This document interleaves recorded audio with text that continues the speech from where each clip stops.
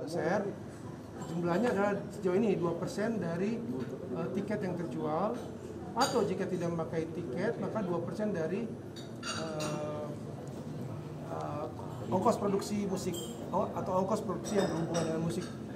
Ya, seperti itu. Jadi ada aturan mengenai tarif yang harus digarisbawahi. Ya, bukan LMKN itu atau LMK itu bisa membuat aturan sendiri. Kamu bayar segini ya, karena pencipta saya minta nih, gitu kan? Karena pencipta yang ada tergabung dari saya dalam organisasi saya minta kamu harus bayar segini atau kamu harus bayar segitu. Nggak bisa seperti itu. Ada aturan tentang tarif yang memang adalah hak hukum positif yang berlaku di negara ini. Tapi apakah mungkin Mas Dhani sendiri nggak tergabung dengan LMK sampai akhirnya dia tergabung. belum dapat haknya yang dari dianya sama Mas Once sendiri? Ahmad Dhani tergabung dalam LMK WAMI sebagai pencipta, dan dia akan tunduk terhadap aturan-aturan yang ditegakkan oleh LMK WAMI dalam hal pengusulan royalti, yaitu 2% dari jumlah tiket yang terjual atau 2% dari ongkos produksi yang dikeluarkan untuk kepentingan musik.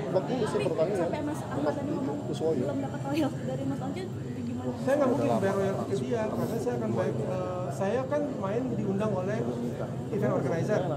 Nah, event organizer itulah yang bertanggung jawab pada LMK atau LMKN yang kemudian mendata lagu-lagu apa yang dibawakan. Ya.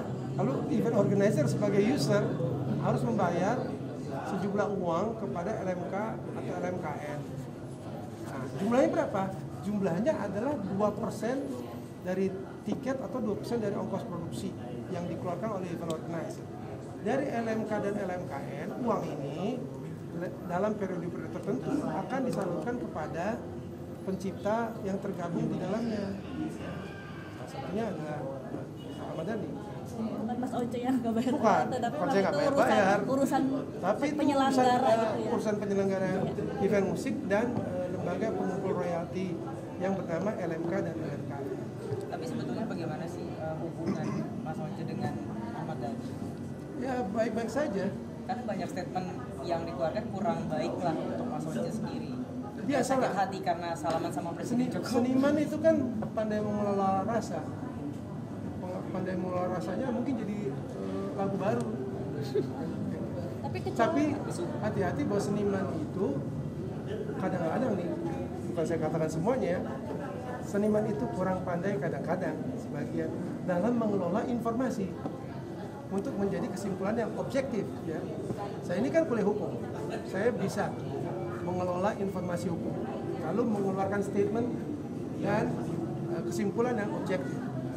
Kalau membuat mengelola rasa, ya monggo, itu mungkin bagian dari kesenimanan saya juga. Kemudian menghasilkan apa? Ya menghasilkan karya yang indah. Mas Once sebaliknya nih, kalau lagu-lagu Mas Once yang Mas Once ciptakan dimainkan oleh Dewa 19, Mas Once pernah bilang bahwa itu ada kesepakatan pribadi antara Mas Once dan Ahmad Dhani atau gimana Mas? Jadi ada dua yang pernah Mas Once bilang, jadi ada melalui LMKN atau kesepakatan pribadi antara teman gitu. Gini, saya ingin LMKN dulu yang membuat satu statement bahwa aturan hukum positifnya seperti ini, ya. Bahwa saya ingin supaya masyarakat tahu bahwa ada aturan hukum yang resmi yang sudah ditetapkan negara dan pemerintah dalam hal pengumpulan royalti dan pembagiannya. Ya, bahwa LMKN, LMK adalah badan pengumpul royalti, dan berapa yang dikumpulkan adalah sesuai dengan tarif yang ditetapkan oleh pemerintah.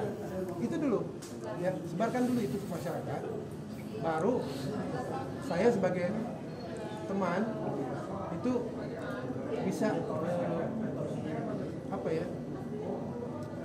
dalam konteks saling mengerti ya, untuk membuat satu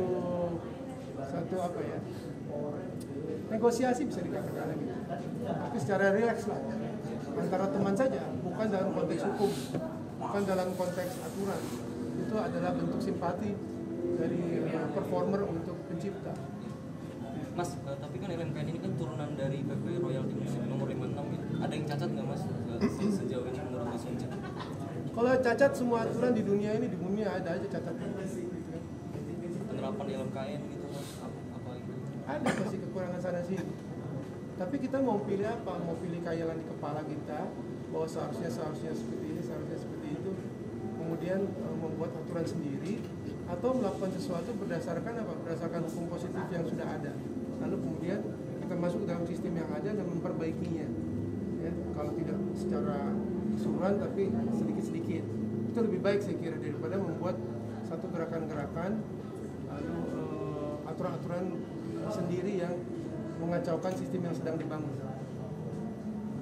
Sedikit tambahan terakhir dari saya mungkin sedikit gengges nggak sih mungkin disetil-setil mulu kayak terakhir yang pas salaman sama Pak Jokowi. Enggak lah, itu biasa aja.